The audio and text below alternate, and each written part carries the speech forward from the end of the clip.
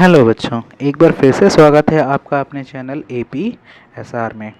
तो ये है वीडियो लेक्चर नंबर 4 और आज हम लोग देखने वाले हैं वायरस के बारे में। इसके पीछे हम लोगों ने kingdom Monera, kingdom protista and kingdom fungi को ख़त्म कर लिया था। आज हम लोग देखने वाले हैं ऐसे माइक्रो ऑर्गेनिजम्स जिसको RH व्हिटेकर के 5 किंगडम क्लासिफिकेशन में प्लेस नहीं मिला था। ठीक है, तो ऐसे कुछ ऑर्गेनिजम्स थे, माइक्रो ऑर्गेनिज्म, जिसको RH व्हिटेकर के क्लासिफिकेशन 5 किंगडम क्लासिफिकेशन में ना मोनेरा में रखा गया, ना प्लांटाई में रखा गया, ना एनिमेलिया में, ना फंगस में, ना प्रोटिस्ट में। तो इन लोगों को हम लोगों ने अलग से स्टडी करना रहता है, जिसमें से हम लोग पहला आज बात कर रहे हैं वायरस के बारे में। ठीक है, virus it do not get placed in 5 kingdom classification. हम लोगों ने पहले ही बात किया था, 5 किंगडम क्लासिफिकेशन में इनको प्लेस नहीं मिला था because it is not a cell. और इसको प्लेस क्यों नहीं मिला था? क्योंकि ये एक्चुअल में कोई सेल है ही नहीं, इसके पास कोई सेल नहीं रहता। It is non cellular and it is exception of cell theory, मतलब इसके पास सेल थ्योरी का भी कोई रूल नहीं है। जैसे हम लोग बोलते हैं ना कि सेल थ्योरी के हिसाब से कि जो नया वाला सेल रहता है वो पुराने वाले सेल के प्रोडक्ट से ही बनता है, तो ऐसे ये क्या करता है, सेल थ्योरी को मानता ही नहीं, इसके लिए सेल थ्योरी मतलब कुछ है ही नहीं। ठीक है, तो ये हम लोग क्या बोलते हैं, एक्सेप्शन ऑफ सेल थ्योरी है। And it is obligate and intracellular parasite. Intracellular मतलब बॉडी के अंदर जाने पे ये एक्टिव हो जाता है एंड बॉडी के बाहर ये क्या रहता है, इनएक्टिव। मतलब जब तक वायरस शरीर के बाहर है तब तक ये हमको हार्मफुल नहीं होता है, लेकिन अगर वायरस हमारे बॉडी के अंदर चला गया तो हमारी बॉडी की होल मशीनरी को अपटेक कर लेता है और उसको अपने हिसाब से अडॉप्ट करके चलाने लगेगा। तो जब तक ये बाहर है तब तक ठीक है, लेकिन अगर अंदर रहेगा तो अंदर आते ही क्या करता है, हमारे लिए डिजीज कॉज करने लगता है। ठीक है, ठीक है। Next, it depends on host for use of enzymes for the ATP and become do not form the ATP। मतलब ये खुद से ATP नहीं बना सकता और ATP हमको एनर्जी के लिए रिक्वायरमेंट रहता है।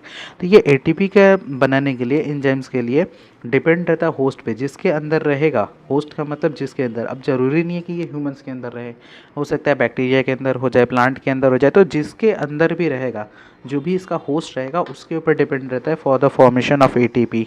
ठीक है, और अपना एंजाइम्स यूज़ करने के लिए। इन वायरस DNA और RNA are present genetically material. अब वायरस का जो जेनेटिक मटेरियल हो सकता है वो DNA हो या फिर RNA, दोनों कभी एक साथ नहीं हो सकते हैं।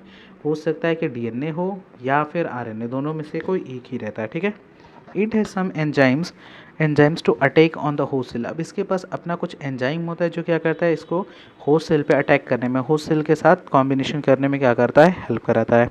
ठीक है, नेक्स्ट, डिस्कवरी। अब वायरस की डिस्कवरी कैसे हुई थी? DJ इवानोव्स्की इन 1892 जो साइंटिस्ट थे DJ इवानोव्स्की, इन्होंने फर्स्ट टाइम क्या किया था, डिस्कवर किया था किसको, इसको।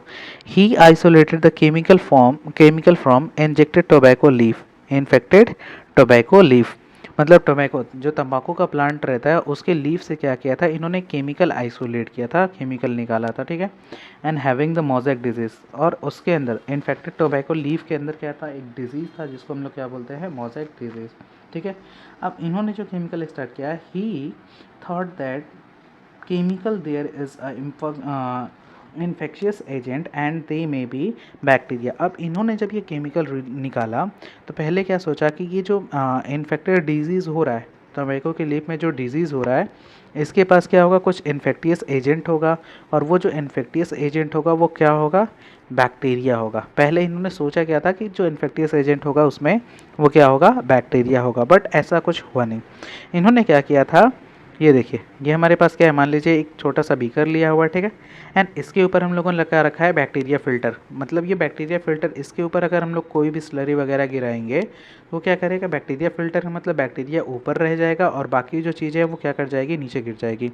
तो इन्होंने यूज़ किया बैक्टीरिया फ़िल्टर, लेकिन बैक्टीरिया फ़िल्टर को पास करके कुछ चीज़ें नीचे गिर गई और ये क्या था, हमारे पास पॉइजनस फ्लूइड जो नीचे गिर गया वही हमारे पास इन्फेक्शन कर रहा था, poisonous fluid and having the infectious agent. अब ये जो पॉइजनस फ्लूइड था इसी के पास इन्फेक्टियस एजेंट प्रेजेंट था, और इन्होंने इवानोव्स्की ने इसका नाम क्या रख दिया, वायरस। अब इसका लेंथ किस में होता है, नैनोमीटर में। किस में होता है, नैनोमीटर में। लेकिन इलेक्ट्रॉन माइक्रोस्कोप की जब डिस्कवरी हुई 1950 में, लेकिन तब तक हम लोग इसका साइज हम लोग मेज़र नहीं कर पाते क्योंकि 10⁻⁹ मीटर को हम लोग क्या बोलते हैं, नैनोमीटर। लेकिन तब तक इलेक्ट्रॉन माइक्रोस्कोप डिस्कवर नहीं हुआ था शायद। लेकिन इन 1950 जब इलेक्ट्रॉन माइक्रोस्कोप डिस्कवर्ड हुआ तब हमको को पता चला कि इसका लेंथ हमारे पास कितना है, 10⁻⁹ virus is not visible in compound microscope. अब ये जो कंपाउंड माइक्रोस्कोप है ये किस में मेजर कर सकता है, माइक्रोमीटर 10⁻⁶ में, बट इसका साइज किस में है, 10⁻⁹ में। तो कंपाउंड माइक्रोस्कोप इसको मेजर नहीं कर सकता है। इलेक्ट्रॉन माइक्रोस्कोप का यूज़ करके हम लोग क्या कर सकते हैं, वायरस को देख सकते हैं, क्योंकि इसका लेंथ किस में होता है, नैनोमीटर में। ठीक है। In 1898 M.W. Beijerinck from infected leaf of tobacco plant chemical isolated. इन्होंने भी क्या किया था, टोबैको का जो प्लांट था उसमें इन्फेक्शन हो गया था, इन्फेक्टेड लीफ से क्या किया था, एक केमिकल आइसोलेट किया and it cause the infection. और जो केमिकल आइसोलेट किया वो क्या कर सकता था, इन्फेक्शन कर सकता था। एंड इसी को इन्होंने क्या बोला, क्वांटाइजम वाइवम फ्लूइडम, क्वांटाइजम वाइवम फ्लूइडम, जिसको क्या बोला गया, लिविंग इन्फेक्टियस एजेंट। इसको क्या बोला गया था, लिविंग इन्फेक्टियस एजेंट। मतलब क्वांटाइजम वाइवम फ्लूइडम टर्म किसने दिया था, M.W. बिजरनिक ने इन 1898। और ये मिला किस में था, इन्फेक्टेड टोबैको लीफ के प्लांट में। क्लियर। लेकिन नेक्स्ट हमारे पास क्या है, W.M. स्टैनली 1935 में ही क्रिस्टलाइज द वायरस। अब इन्होंने क्या किया था, वायरस को आइसोलेट तो कर लिया था, इवानोव्स्की ने, बिजरनिक ने एक तरह से इसको आइसोलेट तक कर लिया, लेकिन इसका स्ट्रक्चर को क्रिस्टलाइज नहीं कर पाए थे। तो W.M. स्टैनली ने क्या किया था, फर्स्ट है वायरस के स्ट्रक्चर को क्रिस्टलाइज किया था। ठीक है।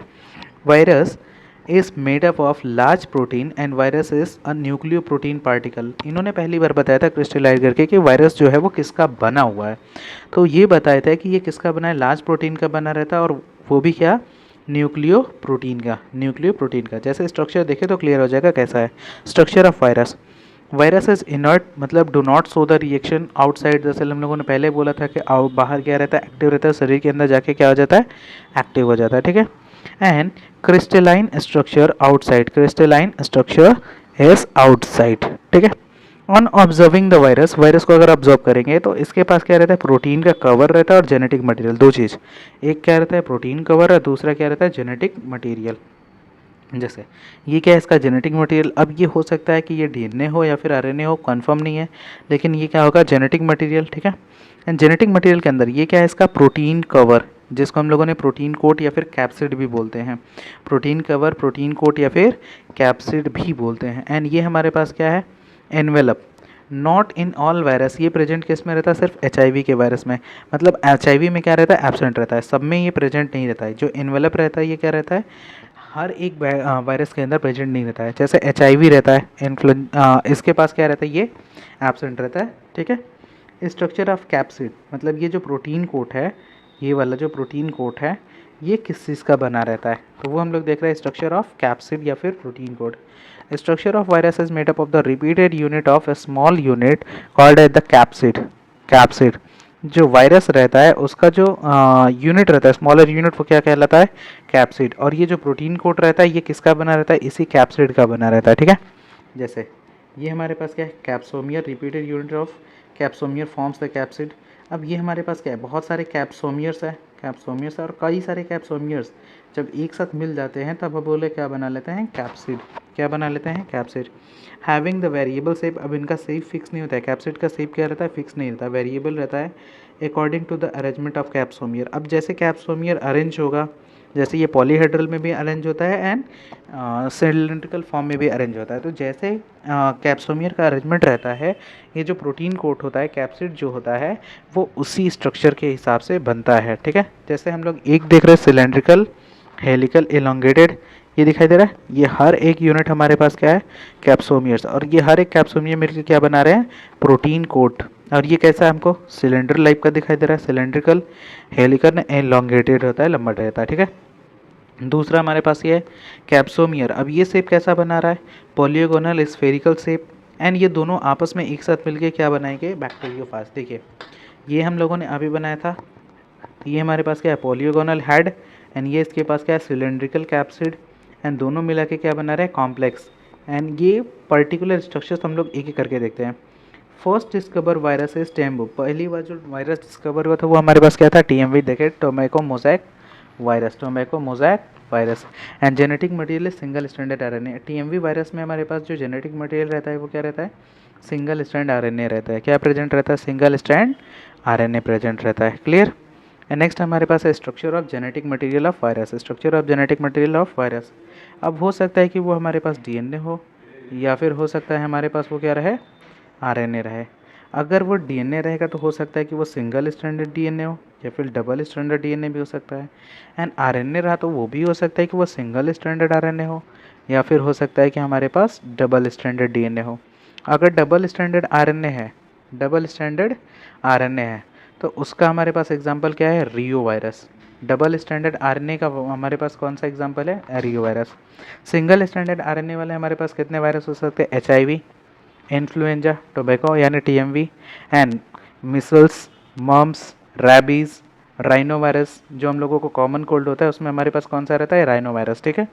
एंड कोविड, जो हम लोगों ने अभी देखा था कोविड-19 वाला, ये कोविड भी था हमारे पास, क्या था, सिंगल स्टैंडर्ड आरएनए वाला, ठीक है। एंड डबल स्टैंडर्ड के हमारे पास क्या हो सकते हैं, हिपेटाइटिस के वायरस, हर्ब्स जैसे स्किन डिजीज़ के होते हैं, and chicken pox. Single standard DNA हमारे पास क्या है, 5174। ये एग्जांपल्स है किसके, सिंगल स्टैंडर्ड डीएनए वायरस के। क्लियर। नेक्स्ट हमारे पास क्या है, virus which attack on the plant. अब जो वायरस प्लांट के ऊपर अटैक करते हैं, प्लांट को होस्ट की तरह भी यूज़ करते हैं, वो हमेशा क्या होता है, सिंगल स्टैंडर्ड आरएनए वायरस होते हैं। एंड जो वायरस बैक्टीरिया के ऊपर अटैक करते हैं वो हमेशा क्या होता है, डबल स्टैंडर्ड डीएनए वायरस होते हैं। एंड एनिमल के ऊपर अटैक करने वाले सिंगल स्टैंडर्ड आरएनए वायरस हो सकते हैं, डबल स्टैंडर्ड डीएनए हो सकते हैं, and double standard RNA virus, मतलब ये तीनों हो सकते हैं। Clear.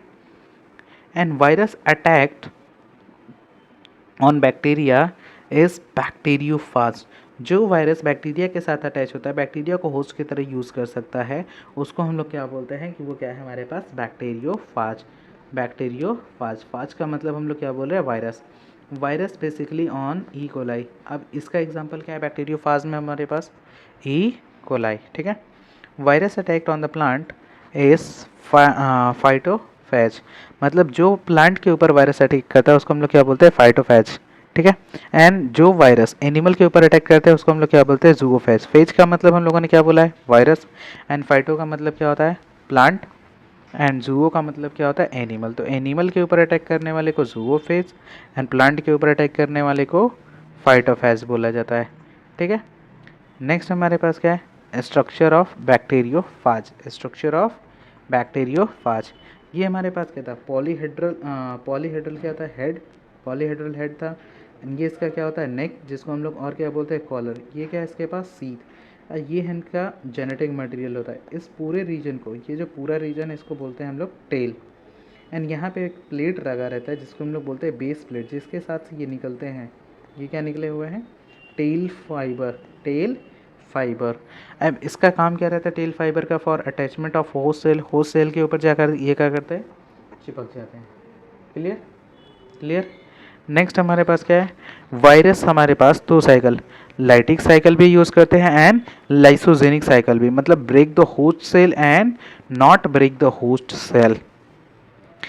In this, DNA of the bacteria and the virus are joined. They multiply, मतलब जो भी बैक्टीरिया एंड वायरस एक साथ जॉइंट हो सकते हैं, इसमें क्या कर सकते हैं, होस्ट सेल को ब्रेक नहीं करते, मतलब खुद के नंबर को बहुत तेज़ी से रैपिडली क्या कर सकते हैं, ग्रो करते हैं, मल्टीप्लाई करते हैं। Clear. Symptoms of virus disease in the plants. अब प्लांट के अगर वायरस डिजीज़ हो चुका है, वायरस की वजह से अगर कोई डिजीज़ है प्लांट के अंदर, तो उसके सिम्टम्स क्या है, कैसे पता करेंगे। तो स्टगनेंट ग्रोथ, मतलब उन लोगों का ग्रोथ जो रहता है रुक जाएगा, प्लांट क्या रहेगा, ड्रॉप, छोटे रह जाते हैं, बौने टाइप के, ठीक है। एंड मोज़ेक फॉर्मेशन होने लगेगा, लीफ रोलिंग होता रहता है। लीफ मतलब ऐसे क्या करने लगेंगे, आपस में रोल हो जाते हैं, घूम जाते हैं। एंड लीफ कर्लिंग, यही चीज़ हो रहा है, ठीक है। एंड वेन क्लियरिंग, वेन जो रहते हैं वो दिखने लगते हैं, मतलब अंदर जो रहता है वेन एंड वेनलेट्स लीफ के अंदर, ये क्या कर सकते हैं, क्लियरली विजिबल होने लगते हैं। And chlorosis, loss of the chlorophyll. Chlorosis का मतलब क्या होता है, क्लोरोफिल एब्सेंट होने लगता है, मतलब क्लोरोफिल एक तरह से उसमें से गायब होने लगते हैं। And necrosis, death of tissue. Necrosis का मतलब क्या होता है, डेथ ऑफ टिश्यू। क्लियर। मिलते हैं नेक्स्ट वीडियो में, उसमें बात करेंगे हम लोग वायरॉइड्स एंड प्रायोन्स के बारे में।